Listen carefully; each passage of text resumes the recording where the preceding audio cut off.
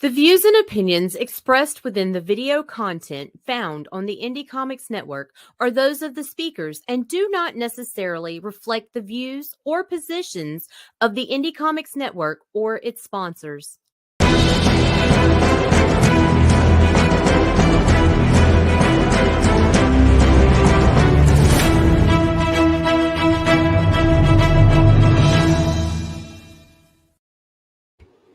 Hey everyone, it's me, the Alikat. Just waiting for my guest to jump in, and which he just did, so I'm going to bring in Rob. Hey Rob. Hey, what's up? Not much. How's it going? I'm all right. A little technical difficulties, but got it all worked out.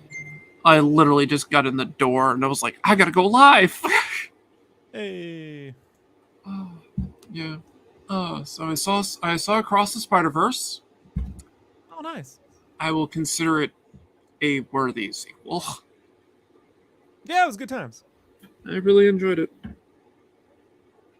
I'm assuming you already saw it. Yeah. My frame rate looks weird. Looks weird. No? Yeah. Well, all right. I got a bit of background noise from my AC, so that's... Nah. It just might be... StreamYard gets a little weird sometimes, so... Yeah, StreamYard can be weird. That's definitely true. So, the Amazing Sketchcraft. Oh, no. So introduce yourself, Rob. I mean, I know who you are. I'm a freelance illustrator and cartoonist. I've been working now full-time since 2005, like in licensed apparel, video game magazines, some comic book characters, video games, and then now I'm doing some comic books. I haven't been announced yet, but I got keep your eye out for Comic-Con. That's what I would say. Yep, well, I'm looking forward to when that gets announced. So yeah, it'll be fun. I definitely want you on the show after that. So, well, are you going to be going to Comic-Con? No. I will not. Deadlines, and be honest with you, given the property that I'm working on, they fans tend to just want to meet the creator of the property. That like whoever's drawing, it's kind of like ancillary, right? Like if. Do you want to get the signature of the showrunner for Deep Space Nine or Gene Roddenberry? You know what I mean? Like it's kind of how that works. So like, why bother? So I think maybe in the future, once it's out, that would be a smarter move. But for now, it's just like, just gonna eat up time. All right, I hear you. I can completely understand. Also, going to Comic-Con's a pain in the ass. Yeah, well, I'm from San Diego, so I grew up going to that con, and I stopped going as a fan around 2001. Like that was the last 2003. That was the last time I went as a fan. I think that was around the first and only time I ever went to San Diego. Yeah, I mean, it was a good con. That was when the He-Man figures. Oh yeah, the He-Man figures debuted in 2003. The new one, the one that was kind of Battle Chasers-y. And and then I started going to cons for work to pitch books, or when I was with Play Magazine, they had a booth there, so I was there for 4 or 5 years doing that. And then no sense in it. I mean, like if you really gotta get signatures, you want to get exclusive toys, you want to be in Hall H to see all the actors, great. But for me, like the highlight growing up was like I'd go to a room and 40 minutes late, Sam Keith would show up and talk for 20 minutes about how he was dodging, turning in pages on the Hulk. You know what I mean? Like for an hour. And then it'd be like me and 20 people in the room. It's like that experience doesn't exist anymore. So it's like, how do you top that? Like, I think now a lot of the experience that I got from Comic-Con, I get like on YouTube through various interviews, like the Comics Kayfabe guys, when they have like Kevin Eastman and Peter Laird on. Like that, or Mark Millar's conversations, with various creators. Yeah, that's actually what it was like to be in those smaller rooms talking to creators versus the Hall H stage, where they come out and those conversations. That's like I don't know. It's almost like late night TV in a way. Like it's not a real conversation, as opposed to maybe when they'd end up on the Stern show later, and then you'd have like a real conversation for an hour. Yeah, so exactly. It's sort of a different thing. But yeah, no, I agree with you. I mean, if you want more of that kind of experience, I said you do have, like, you know, said you comics kayfabe. I was thinking York Comics a bit. Mark Roman's Uncle Jerk, he's got some good interviews too. His Kelly Jones interview is really good. Yeah, that was good. That was really good. Yeah, Jerk Comics is an interview with Kelly Jones. I highly recommend, especially if you're an artist at any stage in your career. I would listen to the Kelly Jones interview. Yeah, no, he's really good.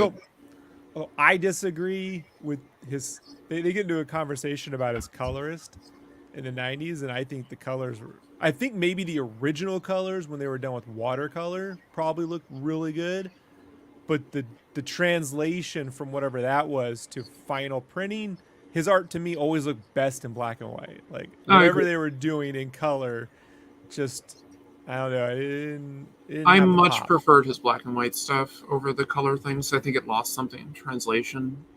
It's kind of like Sienkiewicz could pull off the wash perfectly with how he did things, but it's like the watercolor look with Jones's, it just didn't do it. But yeah, I agree with that. You still doing making Star Wars? Oh yeah, every day. Like, yeah, I haven't. Like here in about an hour probably. Well, we'll see. I mean, like we'd probably do it right now, maybe 3 times a week. Just depends on what the amount of news is out. It's a little bit of a drought. Although I prefer to chat at this time, because this is like the time in between shows. Like when shows are on or movies are out, everyone wants to talk about whether you agreed with them, whether it was good or not. Yeah. And like that's the least interesting conversation for me. Like I could care less even what I thought about the show, or I care about what the intention is, and then maybe how they got there and did they get there. Like I care about the making of, I care about how it was actually constructed. I'm less interested in like whether you liked it or not, like, or whether even I liked it or not, to be honest with you. So I think a lot of not just YouTube, but video channels, or it's kind of like people just want to go and hear people talk about.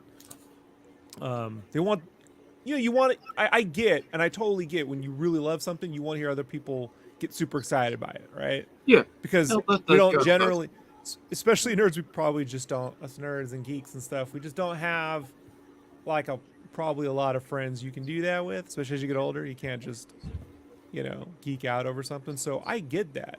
Well, you're not going to school anymore and hanging out with everyone around you and talking about things as much anymore. So yeah, but some of us weren't talking to people at school. Some of us were still introverts then too. So it was try being a girl of the 1980s into this stuff. I've tried. Every week I give it a shot. It doesn't work out. Doesn't really do it for you.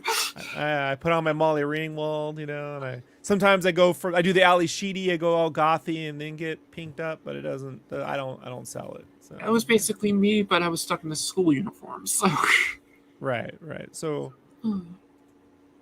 I think right now what's fun is to have not a conversation. What do I think the studio should be doing? It's more like, here's how they executed this technical thing, or here's what they've done before in the past, and here's what they could do in the future. I don't know, like I've always, like I've told Jason and them at Making Star Wars, like I don't watch prequels. Like I saw them when they came out. I defended the Phantom Menace, but after I saw the Attack of the Clones, I went home and just threw my Attack of the Clones merch in the garbage can. Other than the Art of book, I love the Art of book. Well, the Art of book, the Art of books. What I do partake of the prequels is I watch the making of all 3 all the time. Oh yeah, so those are worth it. If there were in-depth making ofs, The Last Jedi or The Rise of Skywalker, and they're all fluff. I've watched. Last Jedi has a pretty decent one, all things considered. It's still more fluffy, but I would watch those all the time. So I'm very interested in that part of it, because to me, like there's industrial light and magic, and the magic part is like how you how do you get a sketch to be like this amazing experience you see in the movie theater? So I'm more interested in that than whether people are going to go, I think this plot line could have, or this scene, and I didn't feel the emotional journey. For a bunch of people, they're all, they all think they're Vogel or they all think they're Robert McKee now, Yeah. they're not even Charlie Kaufman in Adaptation, the closest they can get to it is a banana muffin. So it's just like listening to a bunch of cats argue over story structure for an hour and a half, that even if you knew everything you knew about story structure, you were 100% expert, someone else can just come in and bowl over those rules with just solid execution. And I point to Quentin Tarantino's novelization of Once Upon a Time in Hollywood, which if you read it, it's an expanded edition of the movie. And I would say it's not even a novelization, it's a totally different thing. So like it goes in and out. Like the movie is very minimal and it goes around the movie. So I'll have to check that out. I mean, I really like the movie. So and the way he writes it, it's like were he anybody but Quentin Tarantino, no editor would let it fly. Like there's just a way he writes where you're like, oh, that's grammar Nazis are gonna freak out over this, or like how he there's this way of talking that in books editors just remove it. They remove it. You can if you want to get a sense of what I'm talking about, transcribe something you say, how you speak, get your voice down into words, and then go to ChatGPT and say, proofread and clarify this in a professional manner, and then it will take all the voice out of your words, right, and shove it into like this legalese speak that's very formal and probably work great in an office. But that's what happens a lot of times. But that book, what I'm trying to get at is that book. What I like about it though is that you do feel a person is speaking to you. They're telling you a story. They're not writing a book. And I think like there is a point for certain people when they hit a certain level of their career or their craft. How about their craft? Yeah. Is that those technical things that you strive so hard to get at the beginning kind of need to be shoved out the door in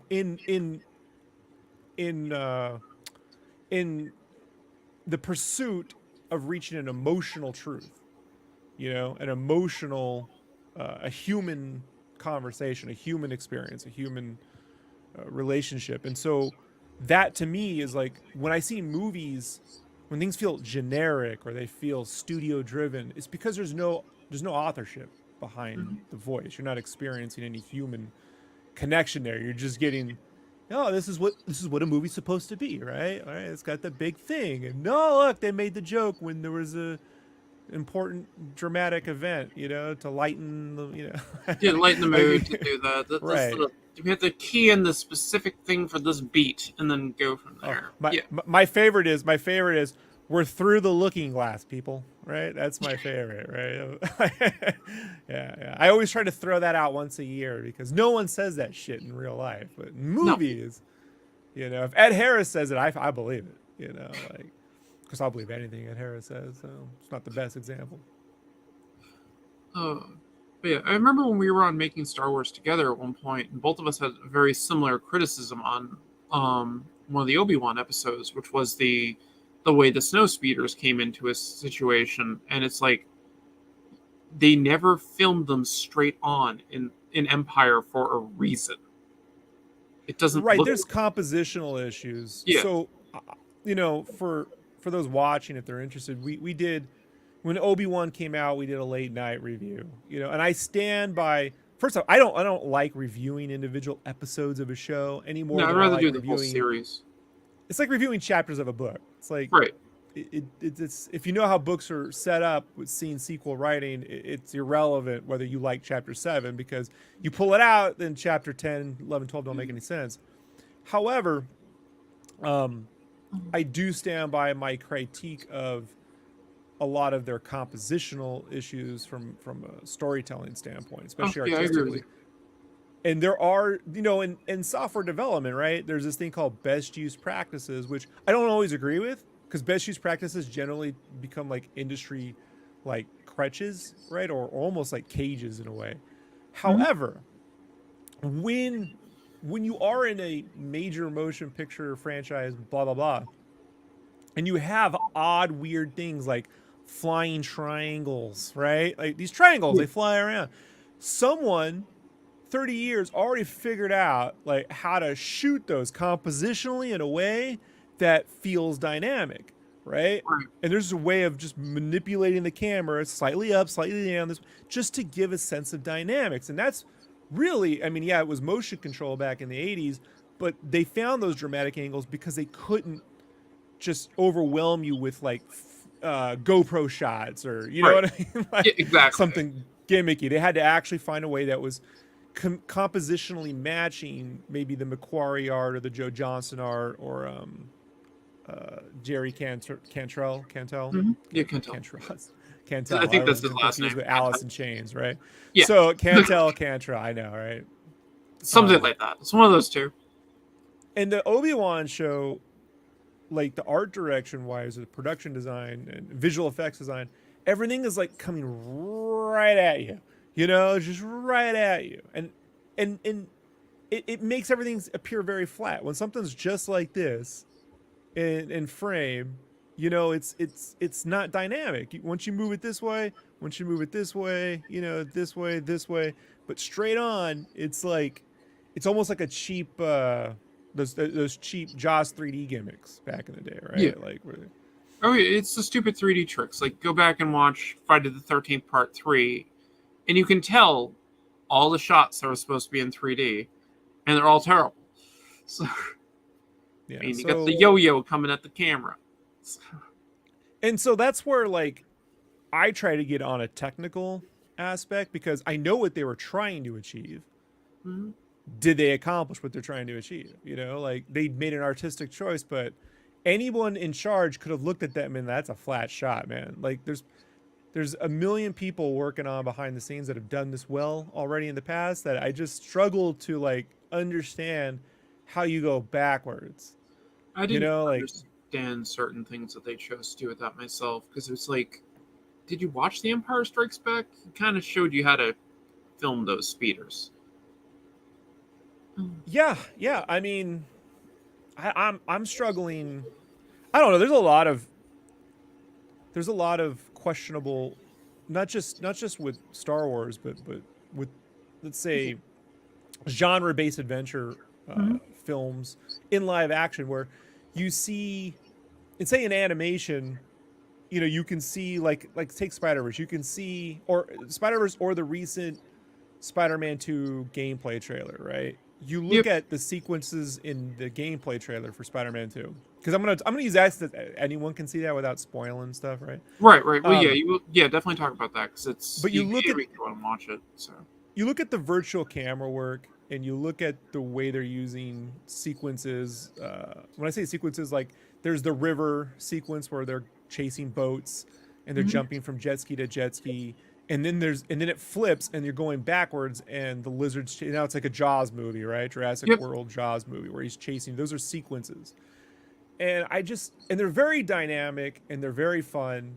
And I'm like, how come the movies aren't doing anything like they can't do all of them in one movie, but you could be doing 1, 2, 3, or 4 of these sort of things. But a lot of times in the films, not just, you know, the Marvel stuff, but even in Star Wars, like you'd see something in animation where it's very like if you see the animation shorts for Star Wars Visions when they're doing lightsaber fights, very dynamic, very, you know, very well shot, very exciting to look at. Then you get to a movie and they're always like, I turned it on, you know, and you're supposed to be like, that's it, that's the thing, we turned it on. I don't know if that's. I'm struggling to figure out where the disconnect is between visual language on the left that is amazing and that, honestly, people, I mean, all the 20 and over, they've grown up with this, and then the people in charge of the movies side are older, maybe they're just like, I don't know, they're like, man, isn't that great when Spider-Man just showed up? No, I like him to do something too, you know, like beyond just whipping at the screen. Like, I don't know, like that's where I'm like, Star Wars and those things were sequence-driven films. They were written and created around sequence-driven moments. So like the minecart race, the trench run, the speeder bike, the Hoth battle, the snow specifically the snow speeders and the AT-AT walkers, right? Yeah. Those are big sequences, and you come up with a bunch of sequences, and then you put the story in between that. So if Empire Strikes Back were a book, the sequences are the scenes, and the sequels are the story in between, setting up the next big sequence. Right. And in modern filmmaking, like a lot of that's gone, and part of it could be that maybe it feels repetitious. I could see that. I could see how, like, if you only have 2 hours or so to do in a film, so this could be repetitious if everyone's doing the same thing. But at the same time, if you don't have at least one of those things in there, then I'm like, that's what people showed up for. I mean, I know like hardcore fans can say, I showed up for the lore. I just want to know who's connected to who in a lineage and who trains where and how they learn something. But like, that's not actually what puts people's butts in theaters. What'd you say that movie? It was amazing. You should go see it opening night. Why? Because we learned how, they made the lightsaber for 2 hours. 2 hours? Like, that's part of the movie, but 2 hours? That's it? Like, I don't know. Like, but you look at Spider-Verse, that's Spider-Verse, Across the Spider-Verse, is definitely sequence-driven storytelling on like steroids, right? Oh God, like, yeah. Like I was telling my friend last night, I'm like, some people have compared to Empire Strikes Back. I wouldn't. I would compare it more to like and here's how I would structure so far. Spider-Verse 1 is Back to the Future. Spider-Verse 2 was what Back to the Future could have been had everyone come back and they weren't caught up on, what I mean? There is multiple Martys, right? Imagine Back to the Future 2, but if it was freaking amazing, like, like beyond what they could have done then. That's what it feels like to me. And you had George McFly, you want to save your dad from being killed, because that was the original storyline in Back to the Future 2. His dad got killed. And that's what it feels like to me, but filtered through like people who just grew up with insane anime, insane video games, like, and just pushed as far as you can go, visually speaking. And yeah, I completely agree with that. It's I wouldn't call Across the Spider-Verse The Empire Strikes Back. I think you're right. I think it'd be more of Back to the Future 2 if they actually went with the original script. Yeah, and it had more Spielbergian bits versus corny comedy. You know what I mean? Like, there really isn't. How do I say this? Like in Back to the Future 1, there's the big, the skateboard sequence, right, which is a bit. Mm-hmm. And then you have the hoverboard sequence in 2, but it's like you feel like it was looping in on itself, right? You weren't seeing anything new. I feel like it was the skateboard sequence in the air.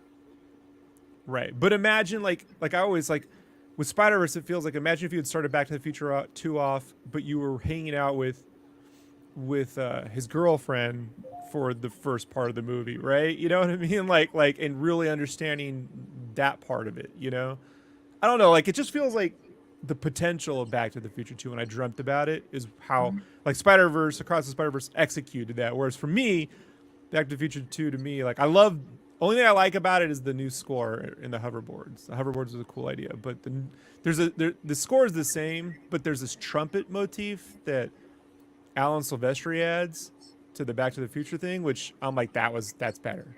He did improve. He definitely improved on the soundtrack. And when you hear it flying through the clouds, I'm like, he put Superman in the middle of this fucking theme. It's great. Like, it's got a little bit of that, that trumpet. So, yeah, I would agree. I have a similar feelings on it. I mean, when I saw Back to the Future 2, I saw it opening night in the theater, and I absolutely loved the movie when I saw it, but, a stupid kid at the time, so. Well, it's confusing to me, because why would Marty McFly's daughter look like Marty? She'd probably look like her mom, right? Yeah. So why cast Elizabeth? Is Hugh Elizabeth? It wasn't Elizabeth Shue, was it? I thought it was Elizabeth Shue. Sorry, yeah, Elizabeth Shue. Why cast Elizabeth Shue only to like knock her unconscious for the whole thing?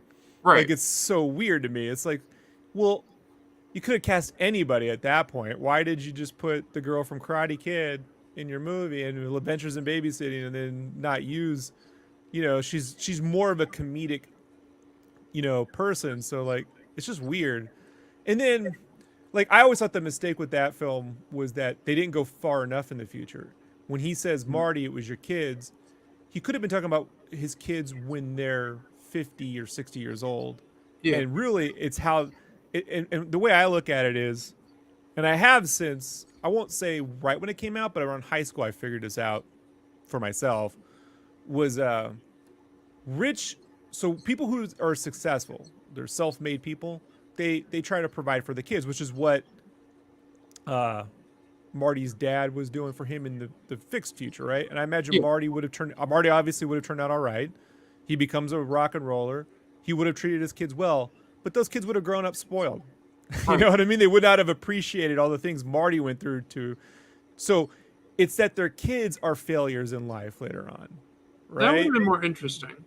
They're too young in Back to the Future too. It shouldn't have been 2015. It should have been like 2035 or 2055. You just stick with the 55s. You know what I mean? Like, it's his kids when they're grandkids and when they're older and they fuck their kids up. Like the whole family's screwed up kind of thing. That would have been interesting. And it would have given a chance for I mean, had Crispin Glover it's a big story, but at the end of the day, he did agree to come back, and they pass on it. I'm just going to tell you the end of the day. I'm not going to get in the whole legal battle with that because he won it. But it would have given him a chance to play a grandkid. You know what I mean? You could have, or could have played his kids in the future. I don't know. There's another, because it's so weird when they get to Back to the Future 3, and Marty's great grandfather's married to his mom, right? Like, yeah, that was weird. That makes no sense. I mean, George, perhaps you could figure that one out, but why would Marty be married to his mom? Like, it's really fucking weird. That was really weird. Back to the Future 3, I was not a big fan of. Well, a lot of people like it more. I think I'm not a fan of either of them. I put them in the same category as the prequels. Like, to me, I'm like, all right, they exist technically, but I don't need to watch these to get anything. So I prefer every now and then I put them on. Yeah, much prefer the originals. The original's the one that has all the stakes, and I didn't realize this growing up, but when my dad passed away on January 1st, 2015, right? So literally in the future, right? First day of the future. And I didn't understand about that, so. Yeah. And he was a really good dude. And we used to watch that movie all the time. But that scene in the cafe when Michael J. Fox leans into frame and he's like, and he's just looking over and he's seeing his dad, right? And he goes, what? Like, it wasn't until my dad passed, I was like, can you imagine seeing my 15-year-old dad? That's when it hit me, like that movie, a whole nother, once your parents are gone, like being able to go back in time and see them as kids does actually weigh more heavier on you than when you're younger, I think. That. Yeah. I mean, I lost my dad in 2018. I haven't really thought of it like you left him at the mall, didn't come back, or just left him like, we told you. You gotta get those little leashes. I told you gotta be ready by this particular time. Wasn't there? Screw it, I went home. Yeah, my mom, she always freaked me out as a kid because she would tell Adam Walsh was a kid who got abducted at a mall because he wandered off, and then they found his head in a field. Adam Walsh was the kid. His father was the guy who ended up doing America's Most Wanted. That guy, that was his dad, and that was because of his kid, right? So my mom would go, if you leave my side, someone's gonna kidnap you and cut your head off in the field. like welcome to 1986. All right, I will, or 84, 85. I will never leave my parents' side. I'm never going anywhere. Yeah. No, I get that. I mean, speaking of that, the comic I just put up on my Patreon for anyone who subscribes to me gets it. It actually references something that happened in my childhood, where one of the she definitely wasn't my friend, but there's a girl in my class in 8th grade who was abducted and murdered by her next door neighbor. Let's just say that changes you as a kid. So, to say the least. But yeah, I literally just did a comic about it 30 years later, and I'm still trying to deal with it.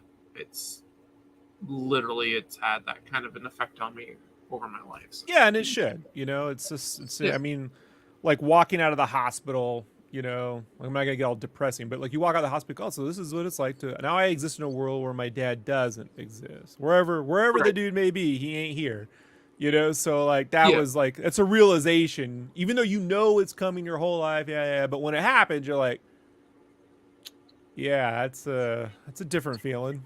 You know? I definitely got that from walking out of the hospital after my father passed, because I was there when he passed, and yeah, that definitely changes. But those are the type of things that I felt like Back to the Futures 2 and 3 needed more of. Specifically, right. 2, I thought one of the biggest mistakes that they made on that film was not utilizing their Uncle Jailbird Joey. Like initially in the script for Back to the Future 2, there was a thing where Doc Brown was incarcerated. They showed the photo of it, like he's been put in a mental asylum.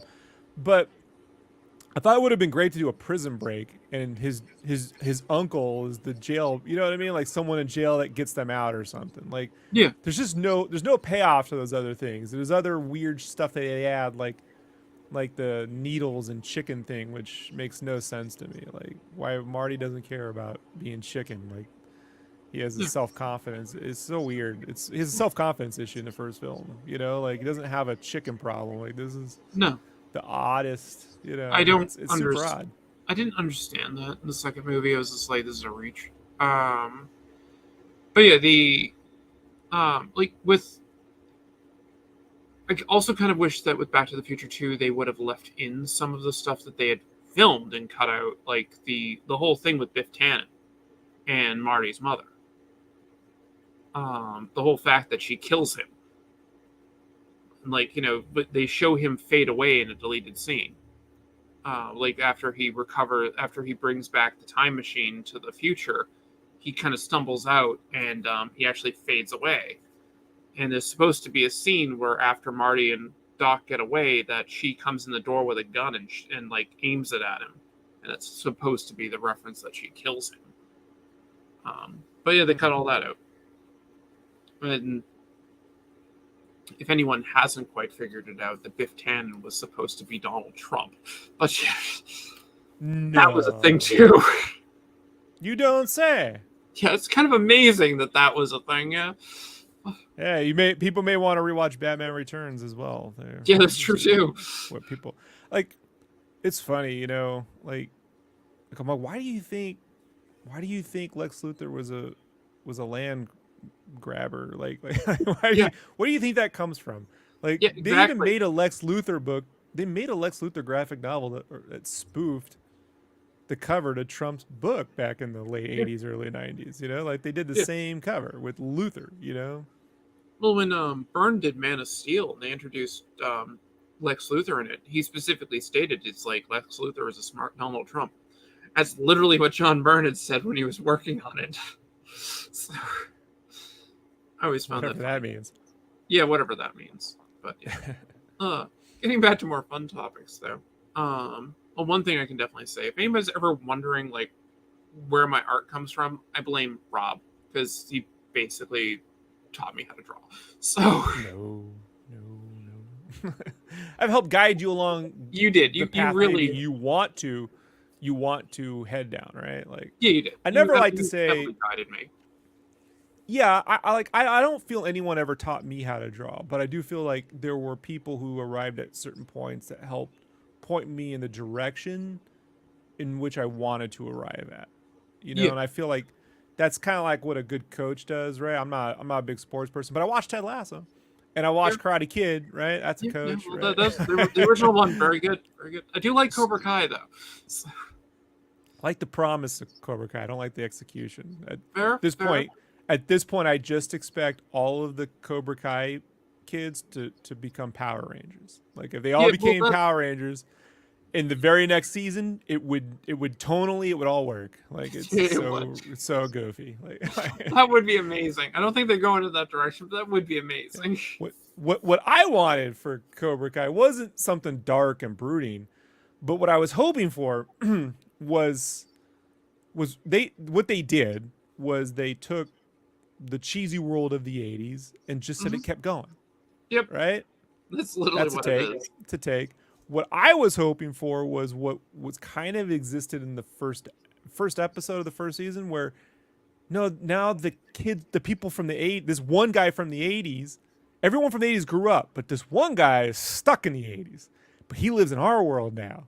Yeah. And that's when Johnny's at like the strip mall, and it's like a real strip mall in LA, but he's still 80s guy watching Iron Eagle. Like when he watches Iron Eagle and is that Chappie speech, because I'm a big Iron Eagle guy, when Chappie's giving him that speech, I want you to fly hard and blah, blah, blah, and he's crying. I'm like, this guy, he's just trapped there. You know, and to me it would be like trying to bring him out of that into our world.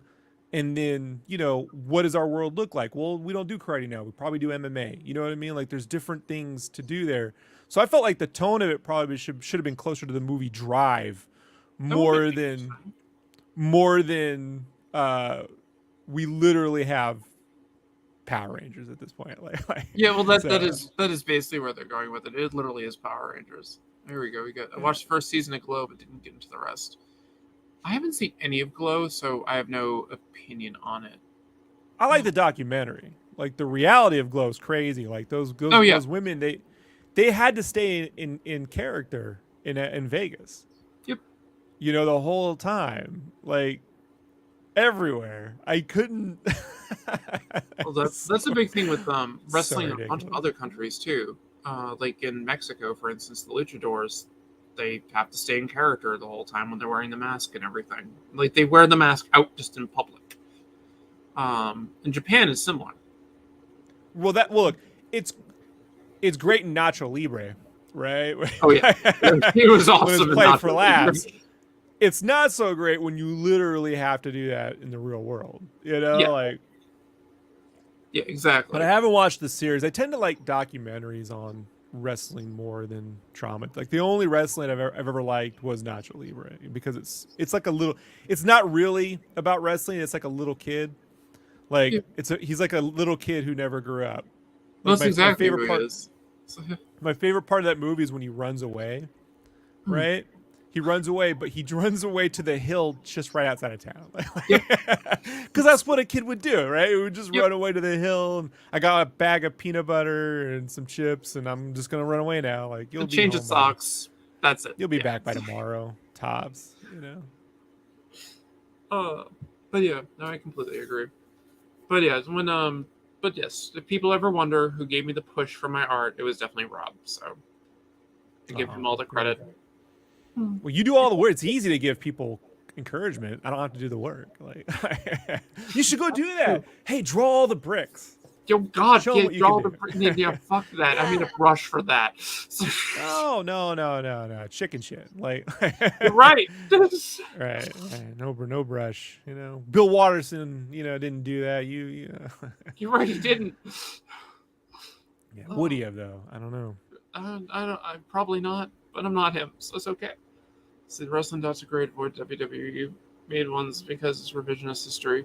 Fair enough. I mean, it's all revisionist history anyway. But yeah, I don't really watch those ones. So, well, the best for me is the best for me is just the Bret Hart one, because they were not intending to get any of that. Like. When they follow Bret, they follow Bret Hart around the last year of his time in the WWE, because he WWF at the time, right?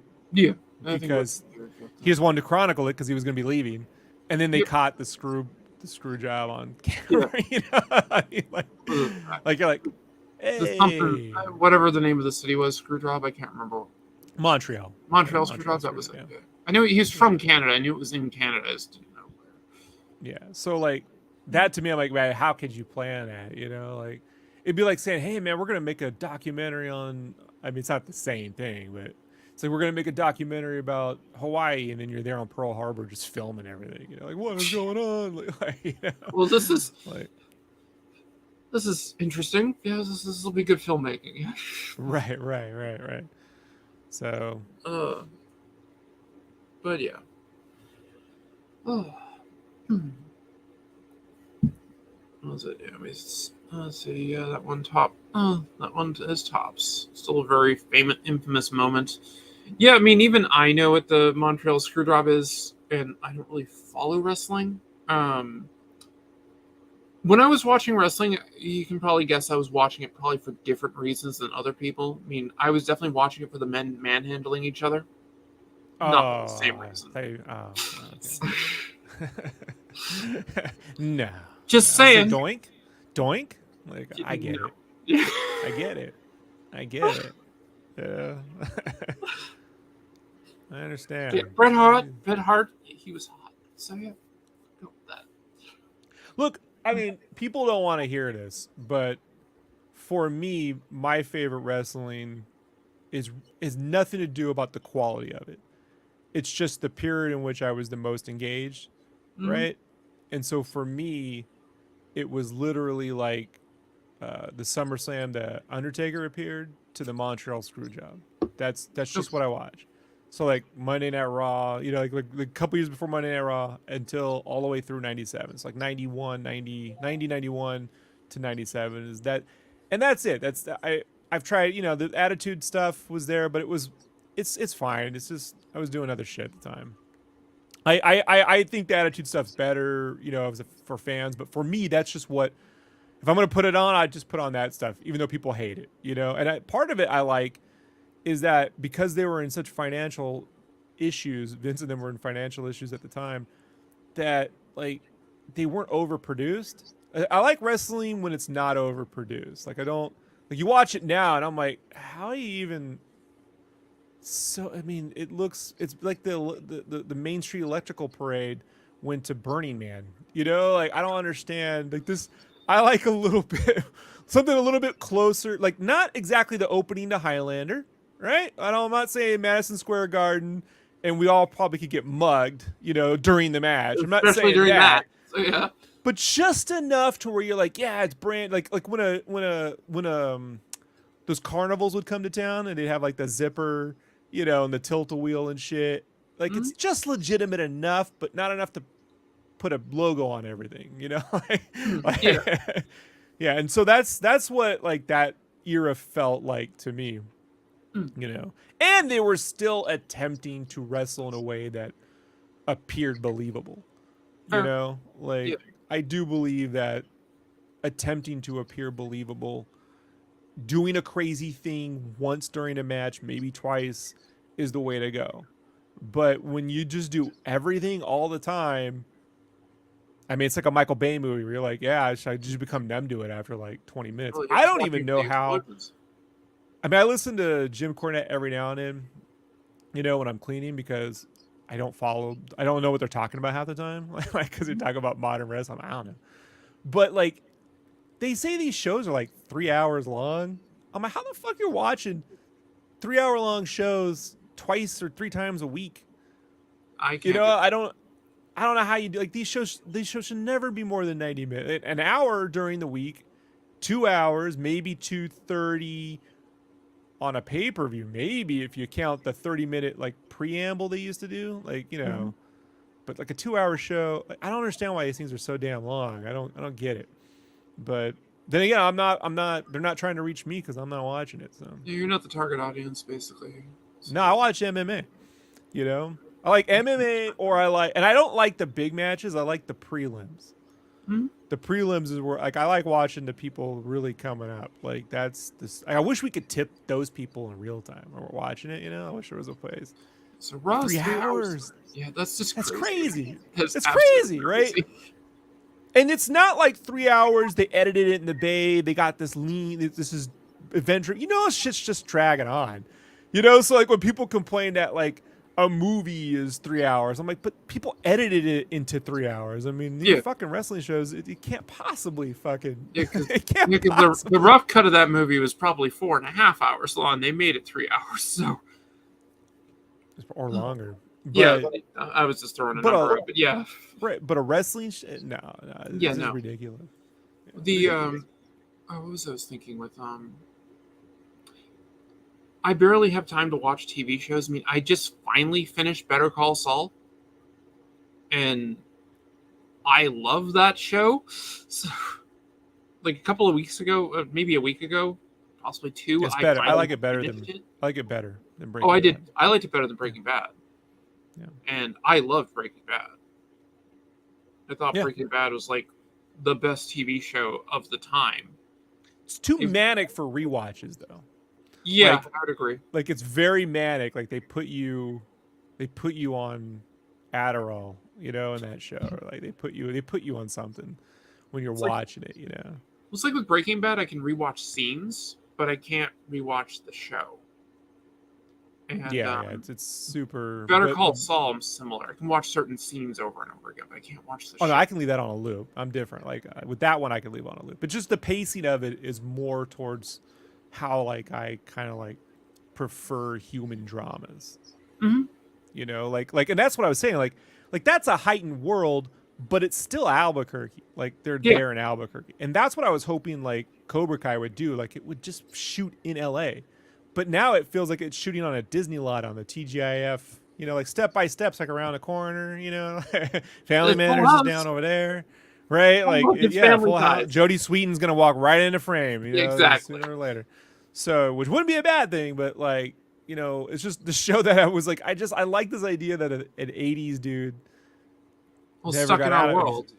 Yeah, that would be really cool. That would be a really good idea. Well, if you ever wanted to remake The Last Action Hero, there you go, right? Yeah, that would be good. Right. Snowfall. I haven't seen Snowfall, so I have no opinion of it. Epic show often hold your attention. Well, that's good. I mean, as long as you're finding good TV to watch that you like, that's basically where it's at. But what's the other Yeah, I preferred Better Call Saul to Breaking Bad, and I also liked the El Camino movie. I thought that was good. But yeah, I it's funny. I was listening recently to an interview Vince did in 2019, 2017, somewhere around there, 26. It was right at the premiere of that, and he was talking about it was on if you type Vince Gilligan interview in the fucking your podcast, you'll dig it up. There's only so many of them. I think I might have. I think I actually might have listened to this one. Yeah, but he was talking about the difference between writing for film, writing for TV, because he initially broke in selling screenplays. Like he sold a screenplay, and then he spent 3 or 4 years sitting in his house in the middle of Virginia, wherever the hell he lived, writing screenplays that never got made, ran out of money, had to go to LA, then landed on X-Files, right? And then he learned, he's like, that's where I really learned, he became a TV guy. So when he learned the value of a writer's room and how he leans on it. So when he comes back to El Camino, he's 100%. He's like, I got to write it myself because there's rules, with the guild, and I can get feedback after it's written. But while I'm writing it, it's all me, and so it feels that feels less like a movie and more like an epilogue. You know what I mean? I think it was an epilogue in a lot of ways. I mean, it was about Jesse freeing himself and moving on with his life. Sure, but it was definitely an epilogue. The pacing of it is more TV, and I think had it been made by a person who was, let's say Vince co-wrote it with somebody, but someone, I don't know, Ryan Johnson or something, Taylor Sheridan, right? Taylor Sheridan did Hell and High Water, right? Yep. Hell and High Water to me is what I think the movie version of El Camino would have felt like. Yeah, I can see that. See what I'm saying? It still feels like a TV, and I'm not. It's not a knock against Vince. He's a brilliant writer. But I think about that when I think about Jon Favreau trying to write 9 episodes times 3 of television when he's used to writing movie scripts. Movies. It's a different muscle. Sustaining a 90-minute film or a 2-hour film is not the same as sustaining 8 hours of television. Oh yeah, no, I agree. So I feel like it's the reverse with Favreau. He should be paired with a Vince Gilligan. And then when Vince Gilligan goes to make a movie, he should be paired with the Favreau. Right. Yeah, I agree with that. Yeah. That makes sense because it's a different muscle for what they're itching basically to do. It's just a different audience experience. Yep. So Christopher McQuarrie, the director, writer, Christopher McQuarrie was on Script Notes podcast last week, and he was talking with Craig Mazin and the other guy, I forget. But Mazin, he's the guy that wrote a bunch of shitty movies, but then churned out Chernobyl over at HBO. Found his home, right? Yeah. Found his home. When I say shitty movies, folks, Scary Movie 3 and 4, Superhero the movie, it's not good. And he will admit it. He'll admit it. He's like, hey man, I was a living. Like, I get that. So no problems there. The guy's got to eat.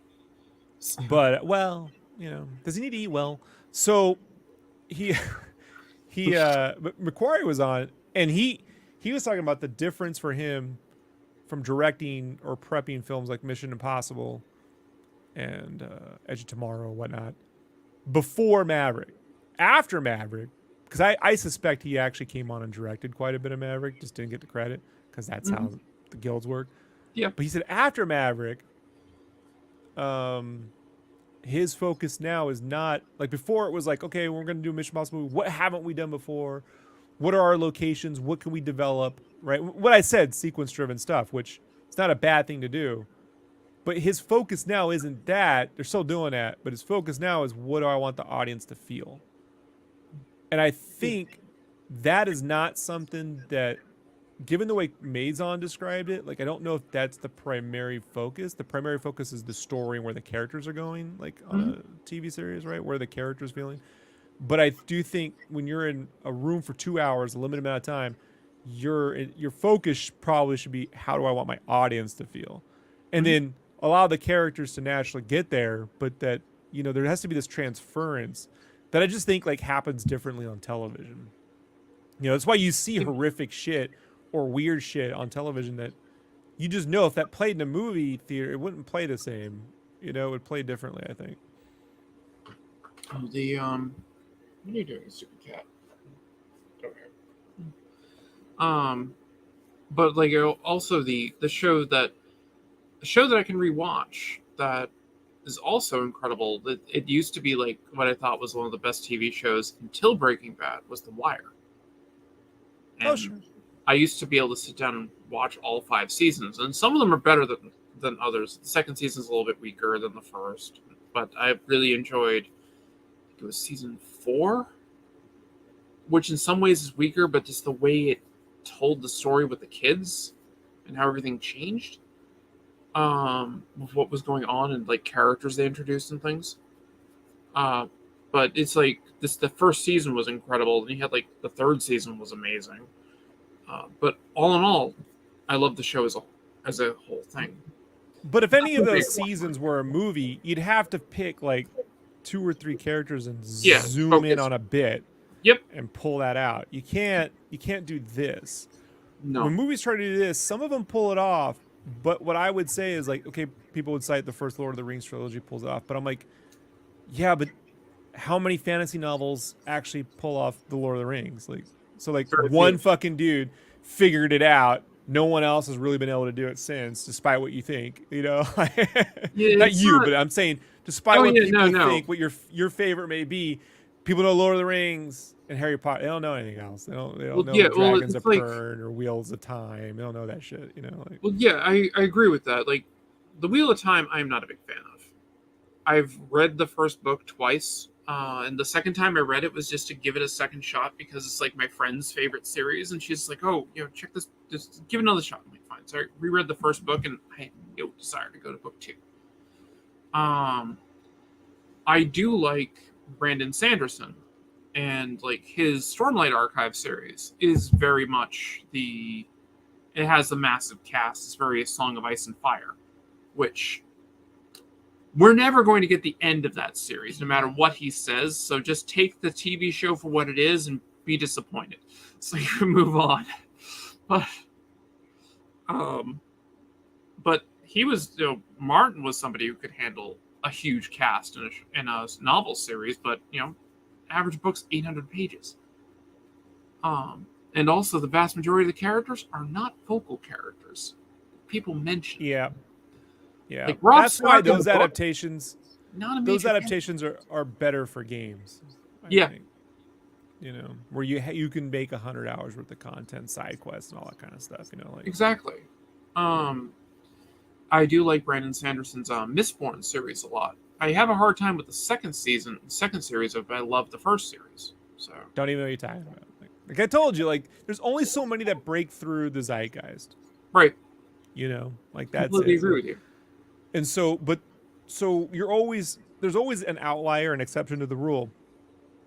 But overall, when you come into any profession, you're trying to, you know, play to the odds in a sense. You want to be, you know, as true to yourself creatively, but you're playing to the odds. And the odds are make a movie that focuses in on like a few characters at the most. You know, the minute you start ending up in like multiple storylines, blah blah blah blah blah, it's just not gonna work. And so I think we're, again, to bring it back full circle before I have to go, Spider-Verse sticks to primarily two characters, you know, like maybe a third, you know, but it's primarily it's mostly two. But yeah, it's primarily two characters, and it's their story, especially the sequels. It's their story. Sure. But yeah, it's very, very good. Was it? So I had a thought at some other time. I'd love to have you on again because I know your time is limited with stuff you got to do and things. Sure. Would you like to do an art stream with me, where we both can do some artwork together? Right now, I can't. Right now, no. I didn't prep it ahead of time to ask you. I don't even have time right now, like, to stream even like when I do a commission. It's just time. So you slow down when you stream. So. Oh yeah, no. If I have an hour to draw, and I stream, I'm drawing for like 15 minutes. Mentally, like 20 minutes, probably 25 minutes, you know, like not that. 15, but yeah. So at some point we'll work that out for certain. Maybe when the book's out, you know, do a little promo or something, but I mean, it's just, there's a whole nother realm of time management I'm in right now. Oh yeah, I get it. You know that I'm doing a book on Patreon for people, so I kind of get it. I'm constantly drawing shit. Then I got COVID last month, and that sucked. That screwed me up. Still amazed I got stuff done. I heard it was over. yeah. Somebody posted them. I think it's like it's over. I'm like, that's not how science works. I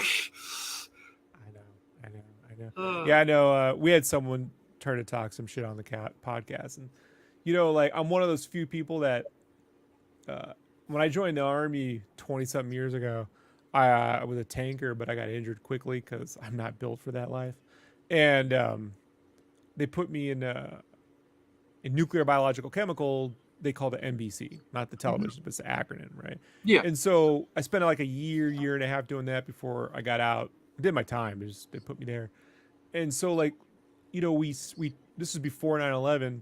They still had protocol for what a biological attack would be like and what the disinformation campaign would occur, probably from foreign adversaries. Primarily at the time, they were talking about the Soviet, you know, Russia, because the TMs were older. You know, this was older, Cold War, you know, protocol. It's all leftover Cold War stuff. My dad talked about that when he was in Army intelligence, the oxymorons. So yeah. Right, but vaccine denials and all that other stuff was all just standard Kremlin nonsense, you know? And it was like, oh yeah, this is exactly what I trained for 20-something years ago, and everyone's falling right for it, like they would have been. I mean, maybe their hope at the time was nationalism would get imbibed, but we don't really have that kind of nationalism. Like, we don't have America, we have tribalism masquerading as nationalism. So it's a whole nother complicated subject, which I don't have the time to get into. Not gonna I do want to go, before I go, I did watch the Electric Mayhem Disney show. And I would say that the Muppets are very cool. At least every episode there's something good with the Muppets. But I haven't seen a Hallmark movie. But I assume these actors are what a Hallmark movie is, because it's not good. It's not good.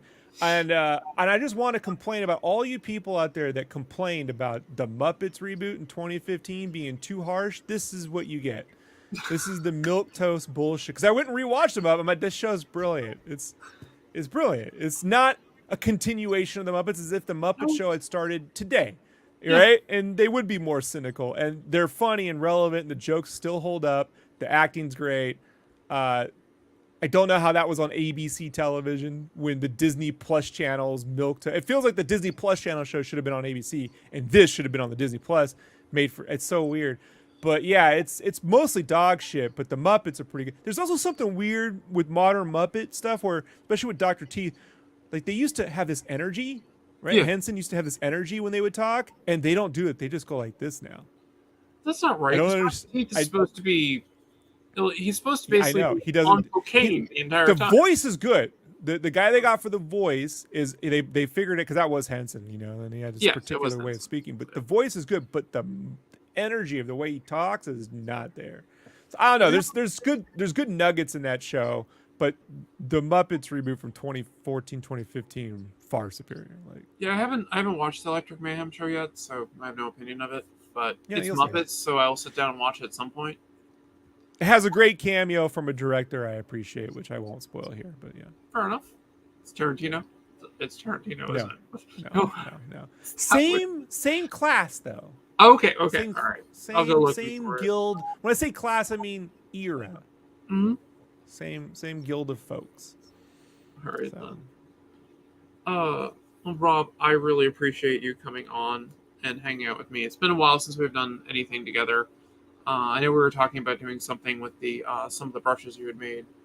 Figure at some point. Yeah, but deadlines. This is why people.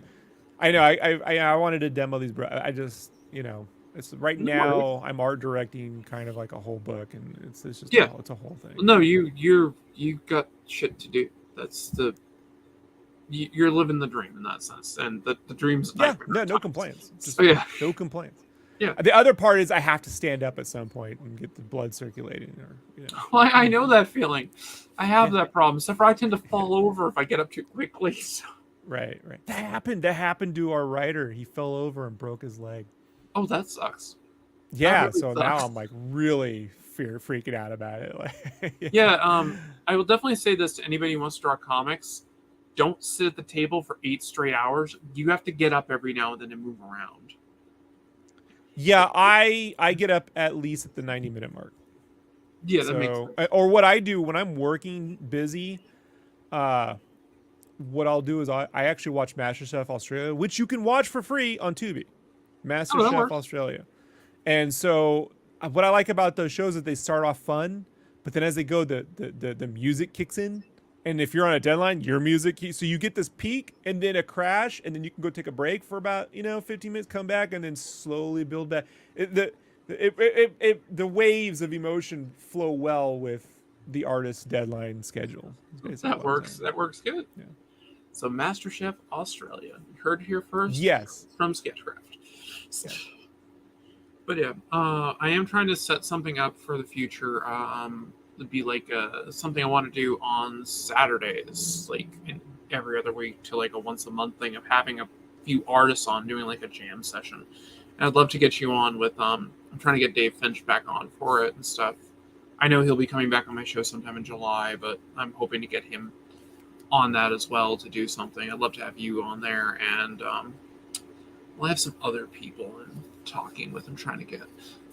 They haven't returned my calls yet, though, so they're just not. They just don't like me, I guess. But so they might return my emails eventually. And I gotta bother. Bother Sean again too. I was also debating on talking to the potato.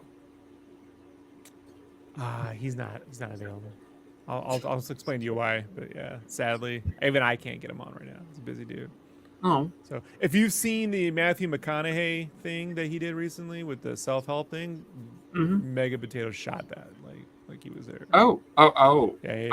So he's busy. He's busy being Hollywood. He's a Hollywood guy. That's fair.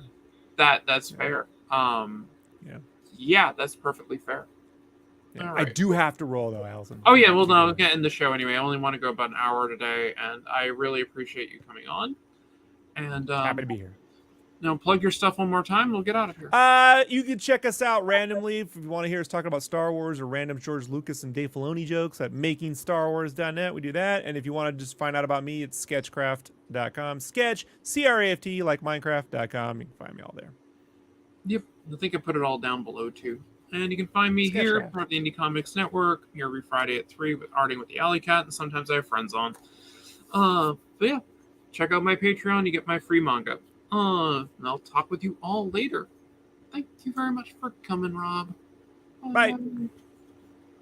Bye.